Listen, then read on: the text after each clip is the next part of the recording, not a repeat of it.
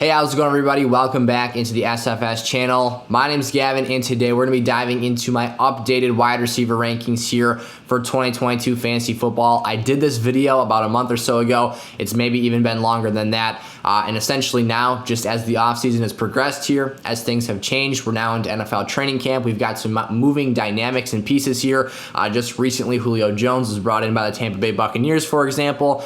We've got to update these rankings, take another look at things, reevaluate situations and circumstances here, and then obviously evaluate and talk through that stuff. So again, this will be a two-part video. I'll be talking through players 1 through 10 in today's episode, players 11 through 20 in the next episode of this list, and then I'll be doing the same thing for running backs, diving into some quarterback and tight end content here, in addition to our mock draft and other content here on the channel and across all of our other social media platforms. So if you guys are new around here to SFS, I encourage you guys to drop down, click that subscribe button, check out some of the links in the description of today's video. The goal and purpose of me making this content for you guys is to help you crush and dominate your fantasy leagues. I'm posting content every single day on multiple spaces, from Twitter to TikTok, occasionally Instagram, Facebook. I share my videos on there as well. Go check out all those platforms and check out our website as well, sizzlefantasy.com. So without further ado, I don't want to keep talking for too much longer without getting into some content here. Let's dive into my number one receiver this year. I'm absolutely pumped the NFL training camp is underway right now. If you guys are excited for that, drop down and leave a like on today's video.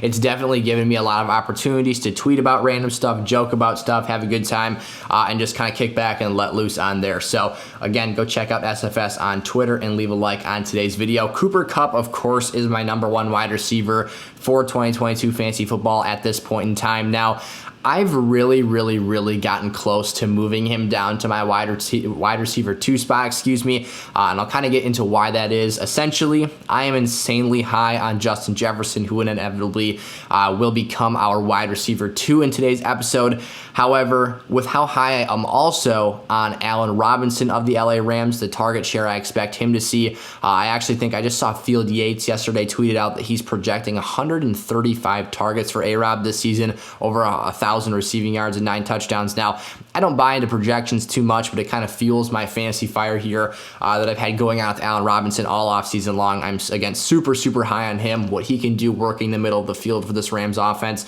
And just at the end of the day, I think that we have to kind of project and assume some moderate statistical regression here for Cooper Kupp. It is highly unlikely that we see him do the exact same thing that he did last year, being the Triple Crown winner, 16 receiving touchdowns, 1,900 receiving yards, a guy who was a 145 reception player. The things that he did last season were astronomical, and we just can't ask him to perform at that high of a level in back-to-back seasons. Now, he is the safest bet to be the wide receiver 1 this season, of course, coming off of that type of a year, but we still have to pay some attention to how that situation has changed.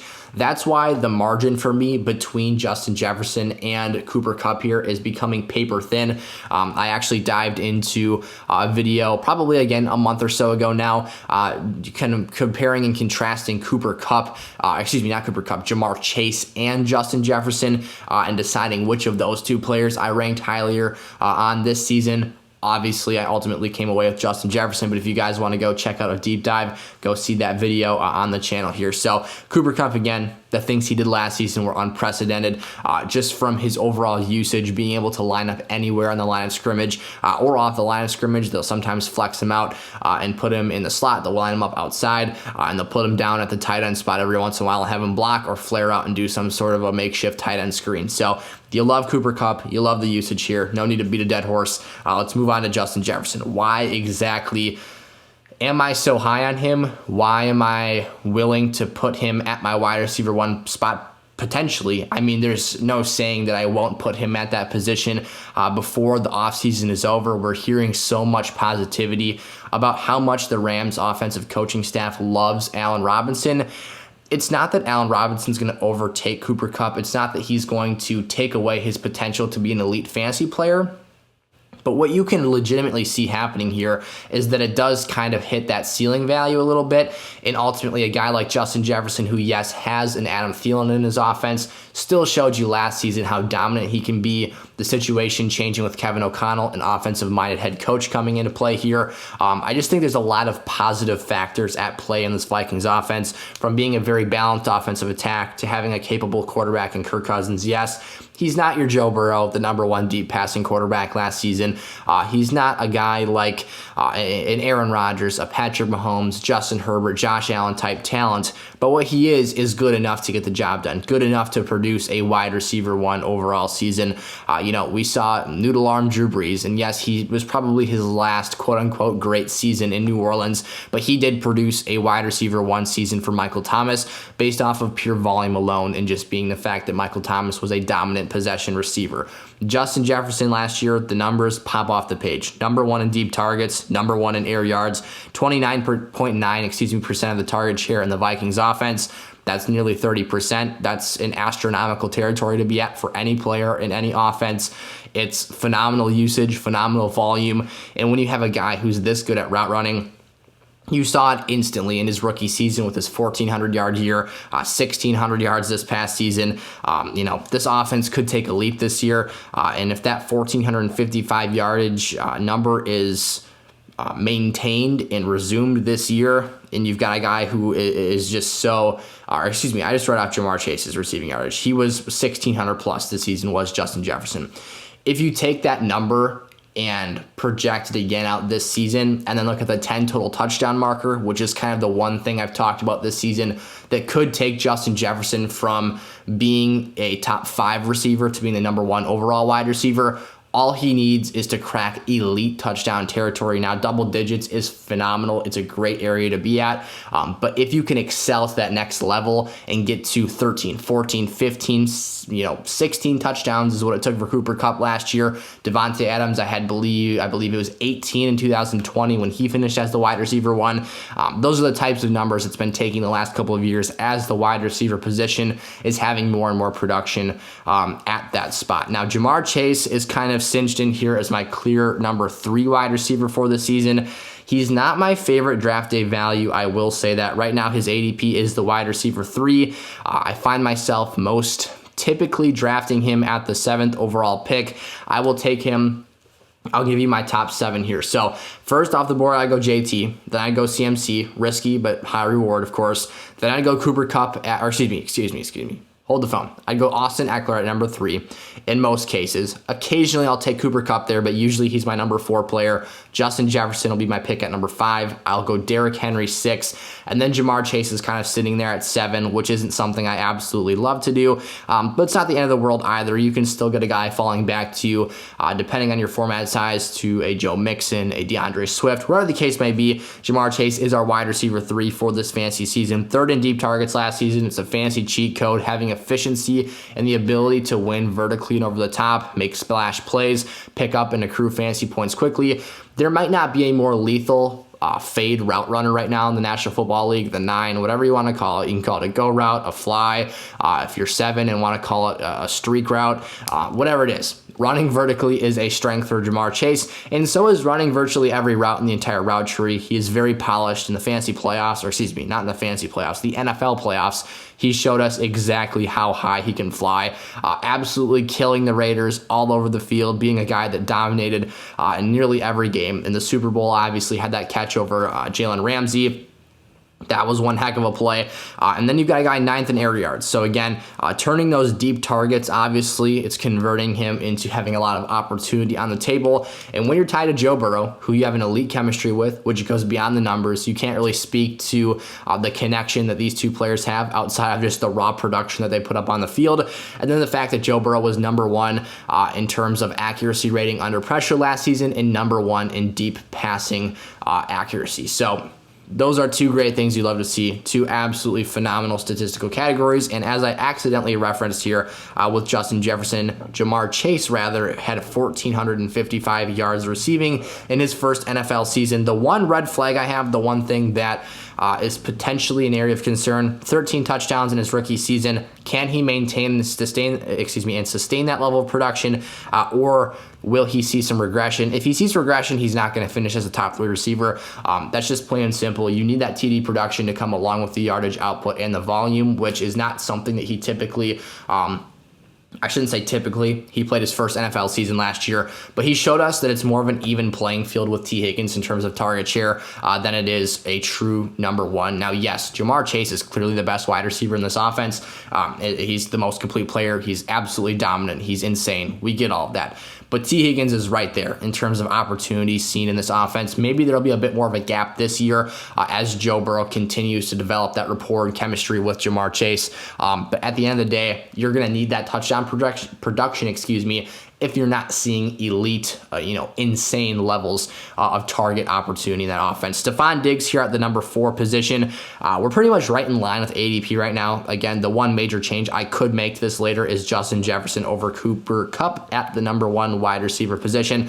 But Stefon Diggs right now is my wide receiver 4. That's where ADP has him at right now. He's seen 160 or more targets in back-to-back seasons. That's just insanity. And to be honest, I need to draft more shares of Stefon Diggs this season. I haven't done a good enough job of addressing him and acquiring him for my teams. When you can tell me that in back-to-back seasons, a player has 160 or more targets in a Josh Allen-led offense, that is insane territory. There is, that elite level of quarterback play, the fact that you're getting a high percentage of deep passing attempts, a player 7th in deep targets last year, 2nd in air yards. Again, total fantasy ceiling, formulas right here. These are how you ultimately produce that high upside, league-winning, week-winning production. Stefon Diggs is that player. I've said this, I haven't said it as much recently, but last season what I kept saying and pounding the table over and over and over again was Stefon Diggs is a match made in heaven for Josh Allen. These two players have skill sets that morph perfectly together. Diggs is a explosive, twitchy athlete who runs phenomenal routes vertically in the middle of the field, to the sideline, cutting in. He does it all. And you've got a guy in Josh Allen that has a complete rocket arm and can launch a missile to Stefon Diggs and hit him basically anywhere on the field. So the only potential issues and red flags is the emergence of guys like Dawson Knox continuing to improve his target share. However, I think he's more of a red zone weapon. We'll talk about Diggs' insane red zone numbers in a bit as well. A guy like Gabe Davis, who might see an increase in influx in opportunities coming his way. Isaiah McKenzie and Jamison Crowder, guys who will be filling that Cole Beasley role. But at the end of the day, the one thing that I think that could see a higher usage and role in this offense in 2022 than it saw in 2021 is potentially James Cook in the passing game out of the backfield. But still, Diggs is the alpha in this offense. What I wanted to talk about with those red zone numbers is he had 10 total touchdowns in 2021. Again, he had slight regression from 2020, where he was clearly a league-winning player in terms of just his fantasy championship week performance. It was absurd. It was awesome. It didn't seem like the ceiling was nearly as high last season. Things just didn't time out perfectly. Again, he was second in air yards, but he didn't exactly capitalize on those looks every time. But what I did want to mention is he was second in red zone targets. So you've got a guy who's seeing in a great level of opportunity inside the 20-yard line. That obviously improves his opportunity to strike in scoring distance. Now, Deebo Samuel is the first guy that I'm really higher on than ADP is right now. He's currently the wide receiver 8 based off of Underdog Best Ball ADP. If you guys want free draft guide access, head over to Underdog. There's a link in the description of today's video. It is an affiliate link, but if you guys head over there and use promo code SFS when you sign up and deposit $10 or more on Underdog, they will match you up to $100. So if you put $10 in, you get $20 to play with. You put $100 in, you get $200 to play with, and the draft guide's free on sizzlefantasy.com. All you gotta do, I check in with the Underdog guys a couple times a week, at least once a week per minimum.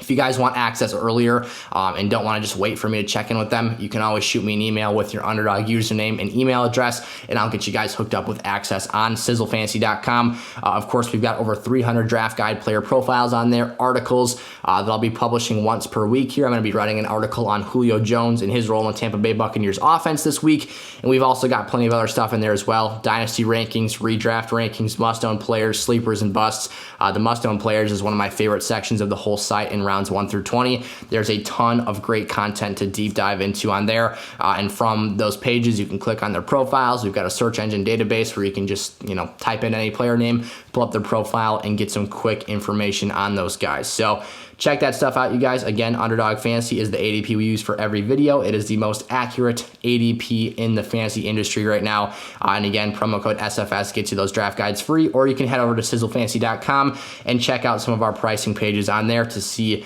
how to get access to those guides. But Deebo Samuel here, excuse me, is the wide receiver 8 for the season. Number 1 in yards per target last season, number 1 in yards per reception. This is essentially one of the most lethal players in space in the entire NFL, and me ranking him as my wide receiver 5 is simply hoping that he maintains wide back usage this season. I will come out and be forward and honest with all of you guys. This has bust potential written all over it. I have Deebo Samuel ranked as my wide receiver 5 this season, yet I own just a single share of him across all of my Underdog drafts that I've done this season. By the way, if you guys sign up for Underdog using promo code SFS, I am more than happy to join leagues with you. If you join the community Discord server in the description of today's video, that's how you can get access to that. Just DM me, or, well, really DMs are reserved to gold members, but shoot out a question in one of those servers asking to join a league or create a league, and I can send you guys the league that I'm currently filling. So back to Deebo Samuel here. Just wanted to address that because I want to be one of the most interactive fantasy channels here on YouTube and get you guys, interacting with you guys, of course, talking, answering questions, playing fantasy with you guys is important to me, so want to toss that out there. Deebo Samuel here, though, is a guy who I will say has bust potential written all over him because of the current contract dispute and because of the current issues that he has with the 49ers organization. There are reports, they are not factual or confirmed, I should say. They haven't been confirmed to be fact. They could be factual, but we don't exactly have a basis that guarantees us that this is the situation. The thought is that Deebo Samuel, or the report rather, is that he does not want to be a wide back anymore. He wants to be strictly a wide receiver. He wants to be used in a traditional fashion, in a traditional role, and he wants to be a guy that lines up out wide, runs his routes, catches the football, and doesn't have, a physical punishment imposed upon him play after play after play after he runs power for the 3rd time in the quarter. So basically here, you've got the situation with a running back wide receiver hybrid that is an insane fantasy asset.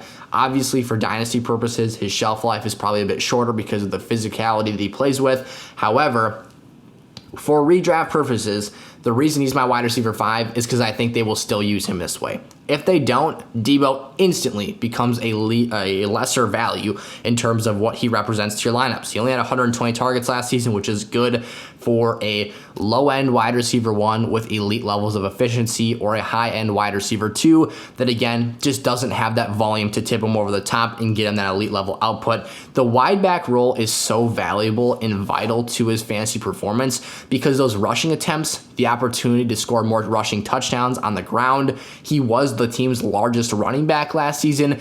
It all added up for a perfect concoction for fantasy dominance. Now, the team brought in Tyron Davis-Price, a bit of a more physical running back, a guy who I think is supposed to be what Trey Sermon couldn't be in 2021.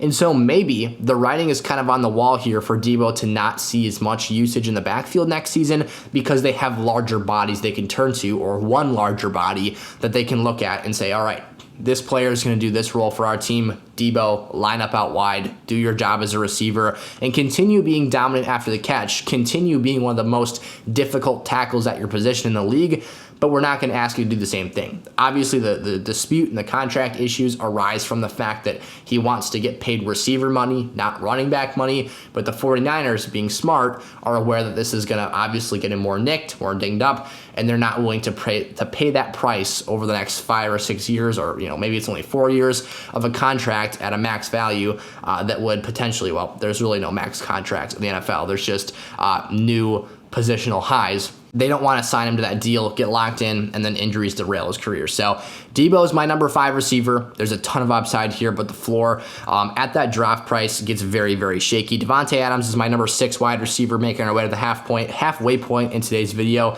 I'll try to be a bit more efficient with this. I've talked more and rambled more than I expected to, but I love talking fantasy and just breaking down and giving you guys evaluations of these players. So Davante Adams is my number 6 wide receiver for this season. Just like Deebo Samuel, I don't own too many shares of him. I've actually got a couple of shares in Dynasty that just haven't sold yet. But in redraft for this season, I haven't drafted too much Davante Adams this year. Now, I do think he will still be a very, very successful wideout. I think he'll be a clear wide receiver 1 in terms of his ability to finish as a top 10, top 12 fantasy asset this year. Clearly, I have him ranked as my wide receiver 6. I do have him one spot lower than ADP. Again, Underdog Best Ball formats have him as the wide receiver 5 for this season. He has the most reception touchdowns in the NFL since 2016. Obviously, that role as a TD magnet, something we talked about earlier, has propelled him to elite fantasy success in combination with elite target volume. Now, the one question of the situational change here from moving from the Green Bay Packers and Aaron Rodgers to Derek Carr and the Las Vegas Raiders, for me, is less about the difference in level of play between Aaron Rodgers and Derek Carr. I do think there's a slight downgrade there, but for me, the biggest component, the biggest factor that's going to either make or break Davante Adams this season is how much opportunity will the other two names, Darren Waller and Hunter Renfrow, receive in this offense, which is a very significant question to ask because these are two players that, of course, very talented. Hunter Renfrow is a phenomenal slot receiver. Darren Waller is one of the most athletically gifted tight ends in the NFL. The amount of work that they receive will ultimately, it's not that they're necessarily competing for targets with Davante Adams, because we know that Davante is going to be the lead option for this team. You talk about Joe Burrow and Jamar Chase. Davante Adams and Derek Carr have former chemistry from their days at Fresno State together during college. These are players that have chemistry and have developed rapport in off seasons. They train together. I'm not concerned about that. What worries me, though, is just the divvying up of targets, again, because the distribution will favor Davante Adams at the end of the day, is how much elite volume will he see? How much will he be able to replicate the numbers that he saw in Green Bay? And when you look at having a 30+% target share the last 2 seasons, again, having double-digit touchdowns in a handful of years, will those numbers be repeatable? Will those values be something that he can replicate? Not necessarily. I mean, I don't know exactly how long he's going to be in his prime here. We'll probably get a good idea of that this season if he shows no drop-off or no regression. We can assume that he's probably got a couple more years left in the tank, but you never know. He's entering in his age 30 season here. So at the end of the day, I think Davante will be very good. I think he'll have fine numbers. I think he'll see 140+ opportunities, but will it be the dang near 170 that he saw off the Packers? Will those red zone numbers be the same? Or will Derek Carr in this offense, Josh McDaniels, the new head coach of this team, favor the run game? Will they go to Darren Waller a bit more? Will they try and utilize slot matchups with Hunter Renfrow? These are the things that we have to try and think about here as we enter this season. Mike Evans is a guy who I had, so I did a rankings adjustment that I didn't post on YouTube. I updated it in my draft guide, and I had Mike Evans slated above Davante Adams. I was dang close to moving him above Deebo Samuel, but now I think leaving him here, at the number 7 position is fine territory. Now, I'm not going to be the guy that sits back here and overreacts to the Julio Jones signing with the Tampa Bay Buccaneers. I still love Mike Evans at this draft price. I think that his slippage of ADP, which he is still the wide receiver 7 on Underdog Fantasy, he was creeping above that point. But now we've got ourselves a really nice value once again here with Mike. It's all for the taking. I am still drafting Mike Evans at a high level. I am still very, very excited about him this season. I'm not pulling back or hesitating here with that draft selection of Mike Evans in the late second round or even the middle of the second round at all. I think that the Julio Jones signing is more of a football move than it is a fantasy football move. I will talk more about Julio Jones in either a future episode or, of course, I will write that article breaking down fantasy implications of that move for Tampa Bay. But at the end of the day, the main thing here for me is that I still see Mike Evans as the clear number 1 option in this offense. You've got Chris Godwin here coming off of an ACL injury. He's expected to maybe be available week 1. It sounds like he has been passing a lot of their physical tests here. He didn't land on the physically unable to perform list, and it looks like and sounds like he's good to go. That's not necessarily a guarantee, though. Maybe he misses the first couple games, 3 weeks, month, whatever it is. A 7-month ACL recovery timeline is still very, very quick. The other thing here is that you've got Russell Gage in the offense. Now, I actually have a slight suspicion that Russell Gage may finish higher than Julio Jones in fantasy points this season for the sole fact that if Julio's hamstrings act up, who knows? Maybe Alex Guerrero pulls something out of his tuchus and Julio Jones doesn't miss a game this season and absolutely dominates people as the wide receiver 3 for this offense. However, Mike, to me, is still the top red zone weapon. You did bring in Kyle Rudolph, which I think is maybe 70% of the player that Rob Gronkowski was. Neither of those guys are in their prime anymore. Kyle Rudolph was never the player that Gronk was, and even now Kyle Rudolph is not the same player Kyle Rudolph was in 2017, or pick a year that he was in his physical prime. And I think Kyle Rudolph actually had like an ACL injury or something in there. Maybe I'm wrong. I don't know. Besides the point. You still got the clear top red zone weapon on this football team. You've got a guy who I think has a growth in target share this season. 113 targets last year was just 16.4% of Tampa Bay's offense. Tampa Bay did bring in, again, Julio Jones, who I think is the clear wide receiver 3 in this offense, but injuries could derail that. Maybe Russell Gage gets some work in there. They might just go empty a lot and have Russell Gage on the field regardless. And then you've got the opportunity for a player who, is a fantastic asset. People will talk about those 1,000-yard seasons. For me, it's more about the touchdowns and the week-to-week production than it is that overall body of work, because at the end of the day, that 1,000-yard season doesn't really do too much for you there. But I do think he gets back to having some of these dominant games. I think he's a league winner. Potentially, if he maximizes his ceiling here, has ridiculous touchdown counts and sees maybe a 21% target share in this offense. Again, that's a 5% target share growth, but this is the number 1 passing volume offense in the NFL. And just a couple things I want to note with Julio. Only 82 receptions since 2020. That's just 41 per year, and 2 total touchdowns with just 1 last season. Now, I'm not going to sit back here and say that Julio Jones is washed. I do not believe that to be true or that to be the case here. However, what I do believe is that the body is deteriorating here. He was in a bad situation last year in Tennessee in terms of just not being a good fit with that offense. I think things will improve this season. And at the end of the day, I think that his role, again, from a fantasy perspective, will be minimal. I'm personally okay with taking a flyer on Julio Jones in the late 15th or 16th rounds of leagues this year. But, we'll see how his ADP adjusts here now that he has a team.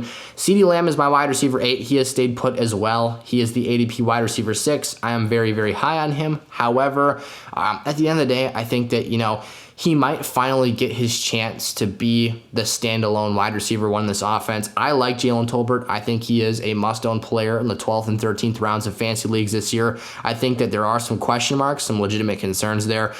Can he break out day 1 as a guy who had a late college breakout age and a guy who we're asking to break out right away at the NFL level with Michael Gallup's injury, obviously? And he'll be competing, of course, with James Washington for that starting job to begin with, so maybe he doesn't even win that, but I do think that he will get opportunity this season. But at the end of the day, regardless, Ceedee Lamb is still the clear wide receiver 1 in this offense for me. It's not a debate. It's not a question. He is finally the guy. He has never had more than 6 receiving touchdowns in a season, opening the door for massive improvement in that category. 120 targets last year, not elite. You need to see him creep closer to 145, 150. If Ceedee can go for 160 targets, I think our jaws will be dropped to the floor with the production that he has. And that potentially could elevate him over a guy like a Mike Evans who doesn't have quite that target share, a guy like a Davante Adams who maybe won't have the same touchdown numbers, a guy like Deebo Samuel who could bust. You could see legitimate top 3 fantasy finishes from a guy like Ceedee Lamb this season and see him ultimately put up league-winning numbers as a guy who, again, is being a top 2nd-round draft pick in 12-team formats and is the wide receiver 6 overall, but I think it's very warranted based on the overall potential that he has. Tyreek Hill for me is the wide receiver 9. This is ranked purely off of talent alone.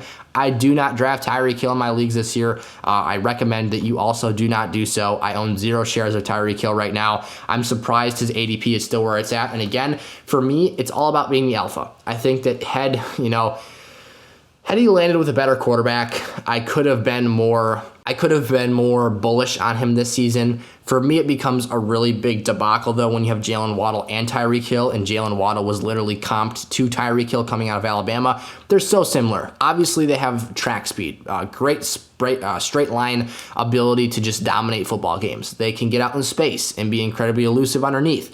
I think that Tyreek Hill will be the top target in this offense. I think he'll be Tua's go-to guy. I'm kind of sad for Jalen Waddle. This really sucks for his fantasy value. We'll talk about him again in tomorrow's episode when I break down my wide receivers 11 through 20. But at the end of the day, I think there's a limited ceiling here. He can only fly so high when both of these players are volume producers. I know there's some Dolphins fan out there watching today's video. It's going to go to his keyboard and he's going to start typing, well, actually, one of these players can thrive underneath and one of them can be dominant over the top because Tua Tagovailoa was number 1 in deep passing accuracy last season.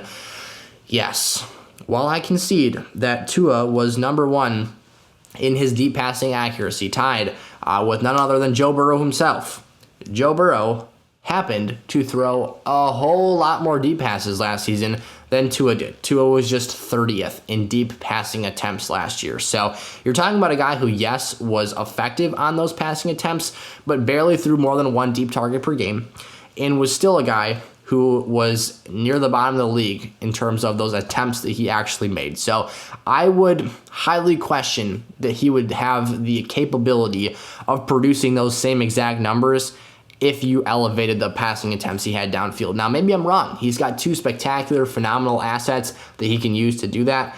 But at the end of the day, I think this offense makes their bread and butter here, throwing short routes underneath, having these guys dominate with run after catch. And again, had they not traded 5 draft picks, signed him to a 4-year, $120 million contract, I might not really be too bullish on Tyreek Hill. So for me, again, I'm staying away. No shares yet this season. Maybe I'll grab 1 just in case I'm terribly wrong here. But at the end of the day, if September, 8th comes around this year and I own a fat goose egg of Tyreek Hill shares across my fantasy drafts and leagues this season, and I've probably drafted 20-plus teams this year, not a problem in my book. T. Higgins here is the wide receiver 10 based off of ADP. He is also my wide receiver 10. I love drafting him in the early 3rd round of leagues or potentially later than that if he slips down the board. For me, this is a really surefire, safe option that I don't think a lot of us will be disappointed with if we drafted this year. He is not a league winner. He is not a player who I expect to come out here and dominate and win your weeks at all for you either. He's just kind of a set it and forget it type player in your lineups. This is a guy who is a low-end wide receiver 1